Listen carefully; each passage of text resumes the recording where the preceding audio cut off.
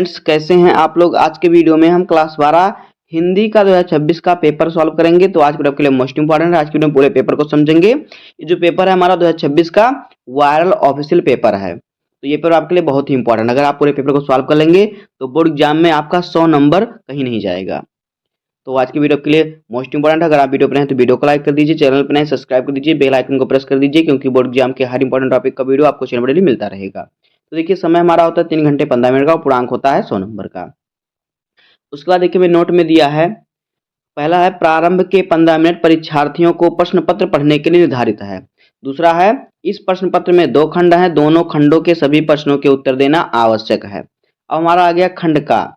देखिए, खंड का में हमारा प्रश्न संख्या पहले का क्वेश्चन है, हिंदी गद्य साहित्य में 1918 से 1938 ईस्वी तक के काल को किस नाम से अभिहित किया गया है। पहला ऑप्शन है शुक्ल युग, दूसरा ऑप्शन है शुक्लोत्तर युग, तीसरा ऑप्शन है द्विवेदी युग, चौथा ऑप्शन है इनमें से कोई नहीं। तो देखिए, इसका राइट आंसर जो हमारा है वो क्या हो जाएगा। यहाँ पे देखिए, इसका जो राइट आंसर हमारा वो क्या हो जाएगा, कह रहा है यहाँ पे देखिए कि हिंदी गद्य साहित्य में 1918 से 1938 तक के काल को किस नाम से अभिनिहित किया गया है। तो यहाँ पे देखिए 1918 से 1938 तक जो है यहाँ पे छायावादी युग के नाम से अभिनिहित किया गया है। लेकिन यहाँ पे हमें दिया है 4 ऑप्शन जो दिया हमारा, इन चारों में से कोई नहीं सही है। यहाँ पे दिया है हमारा, इसका सही ऑप्शन हो जाएगा छायावादी युग। तो देखिए, अगर आपका इस प्रकार से आपका विकल्प आ गया और बोर्ड एग्जाम में अगर आपका कोई भी नहीं सही है, चारों में से कोई नहीं सही है, तो आप क्या करेंगे। तो जब अगर आपको इस प्रकार से है तो आपको क्या करना है, देखिए, तो आपको उसका उत्तर लिख देना डायरेक्ट। जैसे कि यहाँ पे देखिए, हम प्रश्नोत्तर संख्या का वाला डालेंगे, पहले का वाला लिख देंगे छायावादी युग। आपको गलत नहीं लिखना कि चार में से कोई छांटो, जो सही रहे उसी को आपको लिखना है। उसके बाद देखिए, खा वाला क्वेश्चन है, कहानी विधा का उदाहरण है। पहला ऑप्शन है गरुड़ ध्वज, दूसरा ऑप्शन है अपना अपना भाग्य, तीसरा ऑप्शन है आन का मान और चौथा ऑप्शन राज मुकुट। तो इसका राइट आंसर हो जाएगा अपना अपना भाग्य। तो यहाँ पे हमारा ऑप्शन नंबर जो है दूसरा सही हो जाएगा। उसके बाद देखिए, गा वाला क्वेश्चन है, भारतेंदु के सहयोगी थे।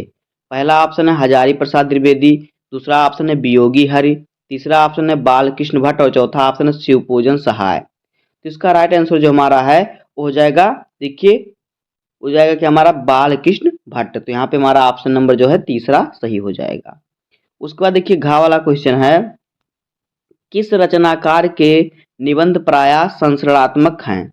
पहला ऑप्शन है महादेवी वर्मा, दूसरा ऑप्शन है अमृत राय, तीसरा ऑप्शन है जैनेन्द्र कुमार, चौथा ऑप्शन है डॉक्टर रामविलास शर्मा। तो इसका राइट आंसर देखिए हमारा हो जाएगा महादेवी वर्मा। तो यहाँ पे हमारा ऑप्शन नंबर पहला सही हो जाएगा। उसके बाद देखिए, 5वां क्वेश्चन है, राजा शिव प्रसाद सितारे हिंद की रचनाओं की शैली है।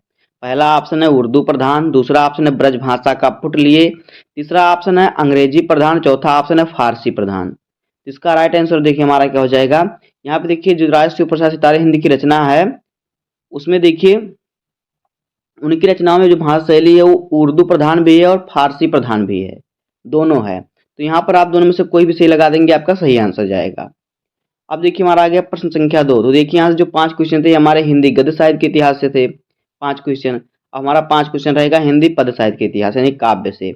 इस प्रकार से आपके 10 बुकले प्रश्न हो जाएंगे, जहां से आपको 10 नंबर मिल जाएगा। तो देखिए, प्रश्न संख्या दूसरे का वाला क्वेश्चन है, स्थूल के प्रति सूक्ष्म का विद्रोह किस काव्य आंदोलन के लिए कहा जाता है। पहला ऑप्शन है प्रगतिवाद, दूसरा ऑप्शन है छायावाद, तीसरा ऑप्शन है प्रयोगवाद, चौथा ऑप्शन है भक्ति आंदोलन। तो इसका राइट आंसर जो हमारा है, देखिए क्या हो जाएगा छायावाद। तो यहाँ पे हमारा ऑप्शन नंबर दूसरा सही हो जाएगा। खा वाला क्वेश्चन है, नई कविता की आधारभूत विशेषता है। पहला ऑप्शन है वह किसी भी दर्शन के साथ बंधी हुई नहीं है, दूसरा है प्राकृतिक सौंदर्य का चित्रण, तीसरा है मार्क्सवादी विचारधारा का प्रभाव, चौथा है प्रकृति का उद्दीपन रूप वर्णन। इसका राइट आंसर हमारा हो जाएगा वह किसी भी दर्शन के साथ बंधी हुई नहीं है। तो यहाँ पे ऑप्शन नंबर पहला सही हो जाएगा। गा वाला क्वेश्चन है, प्रकृति के सुकुमार कवि कहलाते हैं। पहला ऑप्शन है प्रसाद, दूसरा ऑप्शन है पंत, तीसरा ऑप्शन निराला, चौथा ऑप्शन है महादेवी वर्मा। तो देखिए, इसका राइट आंसर जो हमारा है वो क्या हो जाएगा, इसका जो राइट आंसर हमारा हो जाएगा सुमित्रानंदन पंथ। तो यहाँ पे हमारा ऑप्शन नंबर दूसरा हो जाएगा पंथ। उसके बाद घ वाला क्वेश्चन है, एक भारतीय आत्मा किसे कहा जाता है? पहला ऑप्शन है माखनलाल चतुर्वेदी, दूसरा ऑप्शन है हरिवंश राय बच्चन, तीसरा ऑप्शन है दिनकर, चौथा ऑप्शन है श्याम नारायण पांडे। तो इसका राइट आंसर हो जाएगा माखनलाल चतुर्वेदी। तो यहाँ पे ऑप्शन नंबर पहला सही हो जाएगा। पांचवा क्वेश्चन है, प्रयोगवादी कवियों को राहों की अन्वेषी किसने कहा? पहला ऑप्शन है धर्मवीर भारती, दूसरा ऑप्शन है अज्ञेय, तीसरा ऑप्शन है मुक्तिबोध, चौथा ऑप्शन है नामवर सिंह। तो इसका राइट आंसर हो जाएगा अज्ञेय। देखिए कभी कभी अज्ञेय का पूरा नाम भी पूछता है, तो अज्ञेय का पूरा नाम क्या है? सच्चिदानंद हीरानंद वात्स्यायन अज्ञेय। अब देखिए आ गया प्रश्न संख्या तीसरा। तो देखिए पहला और दूसरा प्रश्न जो है आपका बहुविकल्पीय होगा, 5-5 नंबर आएंगे यहाँ से, 5-5 क्वेश्चन आएंगे, जहाँ से आपका 10 क्वेश्चन हो जाएगा और 10 क्वेश्चन पर आपको 10 नंबर मिलेंगे। उसके बाद प्रश्न संख्या 3 हमारा है, निम्नलिखित पर गद्यांश पर संदर्भ निम्नलिखित गद्यांश का संदर्भ देते हुए किसी एक के नीचे दिए गए प्रश्नों का उत्तर दीजिए। देखिए आपको दो गद्यांश दिया हुआ है, एक यहाँ पे दिया हुआ है और एक अथवा करके यहाँ पे दिया हुआ है। देखिए दोनों में से जो गद्यांश आपको सरल लगे उसी को आप पढ़ना और उस पर आपको 5 क्वेश्चन का आंसर देना है, दोनों में से किसी एक का। देखिए पहला क्वेश्चन आपका रहेगा संदर्भ, दूसरा क्वेश्चन रहेगा रेखांकित अंश की व्याख्या, बाकी 3 क्वेश्चन आपको इसी में से ढूंढ कर लिखना होगा। यहाँ से आपको मिल जाएंगे 10 नंबर, हर क्वेश्चन पर आपको मिलेगा 2 नंबर। तो देखिए जितने भी हिंदी में गद्यांश हैं, जितने भी आपके सिलेबस में पूरे चैप्टर का वन शॉट वीडियो हमने बना दिया है, वहाँ से आप देख सकते हैं कि कौन सा गद्यांश इंपॉर्टेंट है, कौन आपको एग्जाम में आएगा, उसी को आप पढ़िएगा, बाकी आपका पूरा नंबर यहाँ से 10 नंबर कन्फर्म हो जाएगा। उसके बाद देखिए प्रश्न संख्या 4 है, पद्यांश पर आधारित निम्नलिखित प्रश्नों के उत्तर दीजिए। जिस प्रकार से हमें गद्यांश दिया रहता है उसी प्रकार से हमें 2 पद्यांश भी दिया रहेगा, एक यहाँ पे और एक अथवा करके देखिए हमें यहाँ पे दिया है। यहाँ पर भी उसी प्रकार से आपको दोनों में से जो सरल लगे उसी को पढ़ना है, उस पर आधारित 5 क्वेश्चन का आंसर देना है, जहां से आपको मिलेगा 10 नंबर, हर क्वेश्चन आपका 2 नंबर का रहेगा। तो देखिए पहला क्वेश्चन रहेगा संदर्भ लिखने के लिए, दूसरा क्वेश्चन रेखांकित अंश की व्याख्या रहेगा, बाकी 3 क्वेश्चन आपको इसी में से ढूंढ कर लिखना होगा। इस प्रकार से आपको यहाँ से मिल जाएगा 10 नंबर। उसके बाद देखिए आगे हमारा है प्रश्न संख्या 5। तो प्रश्न संख्या 5 का वाला क्वेश्चन है कि निम्नलिखित में से किसी एक लेखक का जीवन परिचय देते हुए उनकी कृतियों का उल्लेख कीजिए। शब्द सीमा 80, यानी 80 शब्दों में किसी एक लेखक का जीवन परिचय लिखते हुए उनकी कृतियों का उल्लेख करना है, जहां से आपको मिलेंगे 5 नंबर। 3 नंबर आपको मिलेगा जीवन परिचय पर, 2 नंबर मिलेगा रचना पर। इस प्रकार से आपको यहाँ से मिल जाएगा 5 नंबर। तो देखिए हमें जो लेखक दिए हैं, जैनेन्द्र कुमार, हजारी प्रसाद द्विवेदी, डॉक्टर एपीजे अब्दुल कलाम, हरिशंकर परसाई। तो चारों में से किसी एक लेखक का आपको जीवन परिचय लिखना और उनकी रचना लिखना, जहां से आपको मिल जाएगा 5 नंबर। उसके बाद देखिए 5वें का खा वाला क्वेश्चन है, निम्नलिखित में से किसी एक कवि का जीवन परिचय देते हुए उनकी कृतियों का उल्लेख कीजिए। शब्द सीमा 80। ऊपर हमें कवि का लेखक का जीवन परिचय लिखना था, नीचे में कवि का जीवन परिचय लिखना है। देखिए यहाँ पे दिए भारतेंदु हरिश्चंद्र, सुमित्रानंदन पंथ, महादेवी वर्मा और अज्ञेय। तो यहाँ पे चारों कवियों से किसी एक कवि का आपको जीवन परिचय लिखना है, जिस पर आपको मिलेगा 3 नंबर, रचना लिखना है जिस पर आपको मिलेगा 2 नंबर। तो इस प्रकार से यहाँ से मिल जाएगा आपको 5 नंबर, यानी प्रश्न संख्या 5वें पर आपको मिल जाएगा 10 नंबर। उसके बाद आ गया प्रश्न संख्या 6। इसमें हमारा क्वेश्चन है कि कहानी तत्वों के आधार पर खून का रिश्ता अथवा लाठी कहानी की समीक्षा कीजिए 80 शब्दों में, अथवा बहादुर कहानी का प्रमुख पात्र का चित्रण कीजिए। तो चाहे आप खून का रिश्ता या लाठी कहानी का समीक्षा कीजिए, सारांश लिखिए, फिर बहादुर कहानी के प्रमुख पात्र जो है बहादुर हैं, तो बहादुर का चित्रण बताइए। यहाँ से आपको मिलेगा 5 नंबर और शब्द सीमा 80 शब्दों में ही आपको लिखना है। अब आ गया प्रश्न संख्या 7। तो प्रश्न संख्या 7 है, स्वपठित खंड काव्य के आधार पर निम्नलिखित प्रश्नों के किसी एक खंड के एक प्रश्न का उत्तर दीजिए। एक खंड के एक प्रश्न का कह रहा है, यानी कि ये जो स्वपठित खंड काव्य होता है हर जिले का अलग अलग आता है, आपको अपने जिले के अनुसार लिखना होता है। तो यहाँ पे देखिए यहाँ पे हर जिले का दिया, लेकिन जो आपके जिले में आए उसी को आपको लिखना है, जो आपके जिले में लिखना रहे। तो अगर आप क्वेश्चन बैंक लिए होंगे तो वहाँ पर भी आपको दिया रहेगा कि आपके जिले में कौन सा खंड काव्य आएगा, उसी को आपको पढ़ना है। अगर आपको नहीं मालूम है तो आप हमारे चैनल पर जाइए, वहाँ पर आप सर्च करेंगे कि यूपी बोर्ड में किस जिले में कौन सा खंड काव्य आएगा, वहां पर आपको मालूम हो जाएगा आपके जिले में कौन सा खंड काव्य आएगा, उसी को आप पढ़िएगा, उससे आप लिखेंगे तो यहाँ से आपको मिल जाएगा 5 नंबर। तो ये 5 नंबर आपको पहले से मालूम हो जाएगा, और जीवन परिचय और फिर साहित्यिक परिचय तो आपको पहले से मालूम है। उसके बाद आ गया खंड खा। तो देखिए जो खंड खा है ये प्रश्न संख्या 8 का है, निम्नलिखित संस्कृत गद्यांश का संदर्भ सहित हिंदी में अनुवाद कीजिए। यहाँ पे देखिए वो संस्कृत गद्यांश से 2 गद्यांश दिए हुए हैं। अब दोनों में से आपको जो सरल लगे उसका आपको संदर्भ लिखना है, जिस पर आपको मिल जाएगा 2 नंबर, और उसी का हिंदी में अनुवाद करना है, जिस पर आपको मिल जाएगा 5 नंबर। तो इस प्रकार से यहाँ से आपको मिलेगा 7 नंबर। प्रश्न संख्या 8वें के का पर आपको मिलेगा 7 नंबर। इसी प्रकार से खा वाला क्वेश्चन भी है। कह रहा है कि निम्नलिखित श्लोकों का हिंदी में संदर्भ सहित हिंदी में अनुवाद कीजिए। आपको 2 श्लोक दिए हैं, दोनों में से किसी एक श्लोक को आपको पढ़ना है और उसका संदर्भ लिखना है, जिस पर आपको मिलेगा 2 नंबर, हिंदी में अनुवाद करना है, इस पर आपको मिलेगा 5 नंबर। इस प्रकार से यहाँ से भी आपको मिल जाएगा 7 नंबर, यानी प्रश्न संख्या 8 में पर आपको मिल जाएगा 14 नंबर। उसका देखिए हमारा आ गया प्रश्न संख्या 9। इसमें क्या है? इसमें है कि निम्नलिखित में से किसी 2 प्रश्नों के उत्तर संस्कृत में दीजिए। आपको संस्कृत खंड से 4 क्वेश्चन दिए जाएंगे। चारों क्वेश्चन का आपको देखिए इसका सभी उत्तर एक एक लाइन का होगा, एक एक वाक्य में। तो यहाँ पर देखिए चारों में से जो 2 क्वेश्चन का आंसर आपको मालूम है उसी को आप लिख देना है। यहाँ से आपको मिल जाएगा 4 नंबर। उसके बाद देखिए हमारा आ गया प्रश्न संख्या 10 का वाला क्वेश्चन। तो कह रहा है भयानक रस अथवा अद्भुत रस की परिभाषा लिखकर उसका उदाहरण दीजिए। भयानक रस या फिर अद्भुत रस का परिभाषा लिखिए, उदाहरण लिखिए। यहाँ से आपको मिल जाएगा 2 नंबर। दोनों में से किसी एक का लिखना है। खा वाला है अनुप्रास अलंकार अथवा अन्वय अलंकार का परिभाषा लिखिए और उदाहरण लिखिए। तो यहाँ से भी आपको मिलेगा 2 नंबर। उसके बाद चौपाई छंद या फिर कुंडलिया छंद की परिभाषा उदाहरण लिखिए। यहाँ से मिल जाएगा आपको 2 नंबर। अब देखिए आ गया प्रश्न संख्या 11। कह रहा है निम्नलिखित में से किसी एक विषय पर निबंध लिखिए। आतंकवाद समस्या समाधान, एक रोमांचक बस यात्रा, मेरे प्रिय उपन्यासकार प्रेमचंद, शिक्षा में खेलकूद का महत्व। तो यहाँ पे 4 टॉपिक में से आपको किसी एक टॉपिक पर निबंध लिखना है। कितने शब्दों में? 250 शब्दों में। 250 शब्दों में आपको निबंध लिखना। और निबंध लिखने का सही तरीका कैसा होता है, वैसे आप लिखेंगे तभी आपको पूरे 9 नंबर मिलेंगे, अन्यथा आपको 9 नंबर नहीं मिलेगा। तो पहला हेडिंग आपका होगा विचार बिंदु। विचार बिंदु में आपको जितने हेडिंग आप लिखेंगे उसी पूरे हेडिंग को लिख दीजिएगा। पहला हेडिंग आपका होगा प्रस्तावना। प्रस्तावना यानी कि इंट्रोडक्शन, इसमें आप इंट्रोडक्शन लिखेंगे। उसके बाद आपको जो हेडिंग मालूम होगा आप हेडिंग लिख देंगे। लास्ट में आप लिखेंगे उपसंहार, और उपसंहार में उसका आप निवारण लिखेंगे, तब जाके आपको मिलेगा 9 नंबर।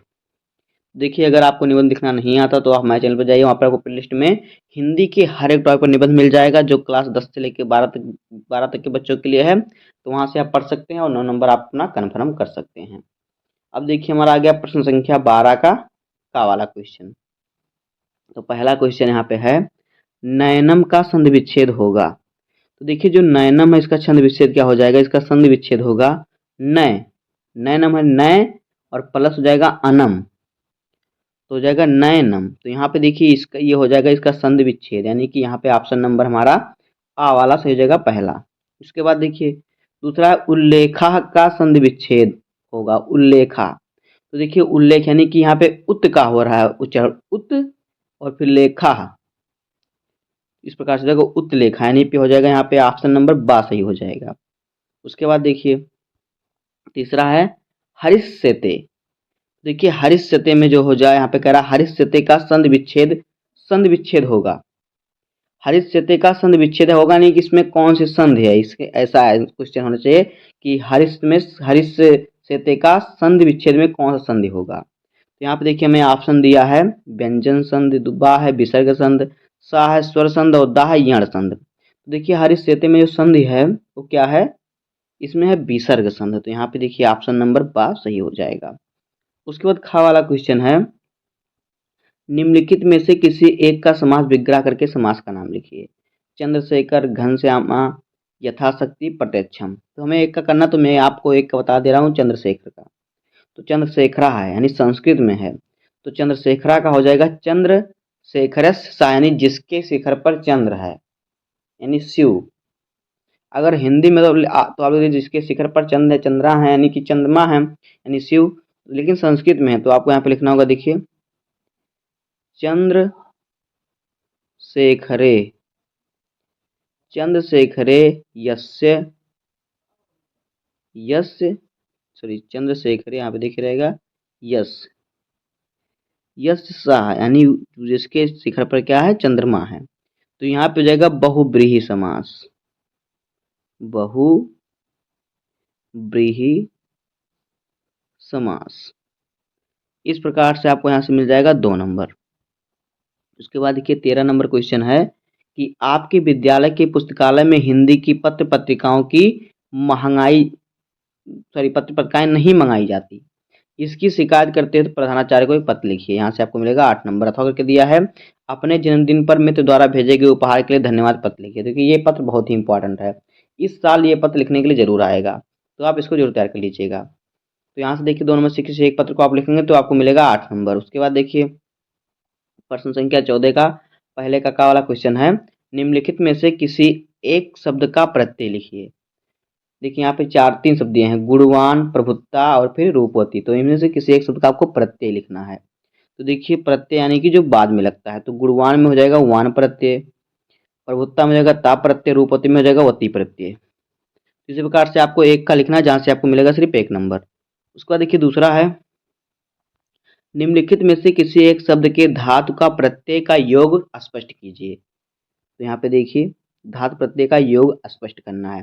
तो पहला दूसरा एक दिया दात्वा, फिर दिया गता, फिर कृता। देखिए दत्वा का हम करते हैं, तो दत्वा में जो धातु इसमें दा धातु है, धातु क्या है दा है, दा धातु है, उसमें प्रत्यय है त्वा प्रत्यय, त्वा जो है वह प्रत्यय। बस इतना आप लिख देंगे, आपको 1 नंबर यहाँ से मिल जाएगा। खा वाला है, रेखांकित पदों में से किसी एक पद में प्रयुक्त विभक्ति तथा संबंधी नियम का उल्लेख कीजिए। देखिए पहला है कृष्णम परिता गोपा, यानी कृष्ण के चारों ओर क्या है गोप यानी गाय है। बा वाला सा कर्णे बाधिरा अस्ति, रामस्य माता। तो देखिए हम करते हैं पहले वाला किसी एक का करना, कृष्णम कृष्णम परिता गोपा। तो देखिए जो कृष्णम इसमें पद जो है क्या है, कृष्णम पद है, इसमें पद है कृष्णम, और फिर विभक्ति जो इसमें हो जाएगा, कृष्णम में जो विभक्ति हो जाएगा वो द्वितीय विभक्ति हो जाएगी, द्वितीय विभक्ति, द्वितीय विभक्ति, द्वितीय।